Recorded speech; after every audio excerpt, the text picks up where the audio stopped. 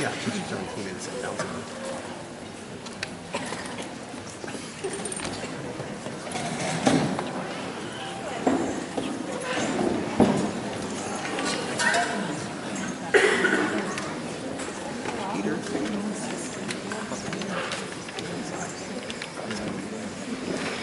Hello?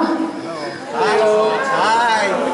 My name is Tamathy, and I grew up in a small town in Missouri, and I'm the oldest of 21 children. There are 12 girls, 9 boys, no twins, same parents. When I was a kid, I used to lay in bed and think about how many eyeballs were in our house. How many fingers, how many toes, how many strands of hair. And wouldn't it be weird if you could separate them all out into piles? And what about all of the teeth? Like, what did the tooth fairy do with all of those teeth? Did my parents keep them? Did she give them to them and they kept them? Would we get them back someday, like when we got married, fashioned into necklaces for the girls and watch chains for the boys? And where were they keeping them? Did they keep them separate in little Ziplocs with our names on them? That seemed way too organized for my parents. But I thought maybe a fishing box would have been good, you know, like a lure box, tackle box. But what really appealed to me was if they were all mixed together in one big box. And maybe at night my parents got up and ran their fingers through all of these teeth like sand. I liked thinking about that. At school they told us that house dust was mostly made of human skin cells. I thought about that a lot and how dusty our house always got. When I was a kid, we used to play a game called Sandwich. I would lay on the floor, and then my next oldest sister would lay on top of me, and then my brother on top of her, and my sister on top of him, and my other sister on top of her, until we were stacked up. There weren't all 21 of us, of course, at that time, because that would have been weird, because I would have been in my 20s by that time, so that would have been freaky. But we were still little, and there were still 10 or 11 of us. So we'd stack up, and I would be crushed under this weight until I couldn't breathe, this weight of family.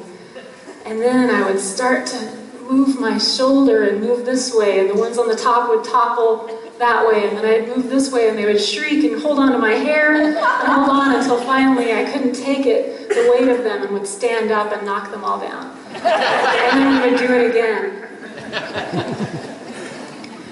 Later, when I lived in Japan and rode on the trains, I was very thankful to be tall.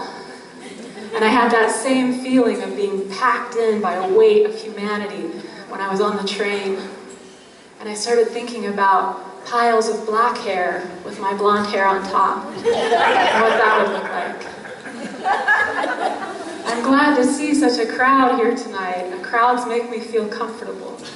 Sometimes in a classroom or in a meeting, the number starts to feel right, and I look around and start counting people. It feels about 20, about right.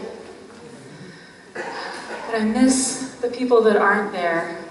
I miss Donna, and Brian, and Heather, and Brady.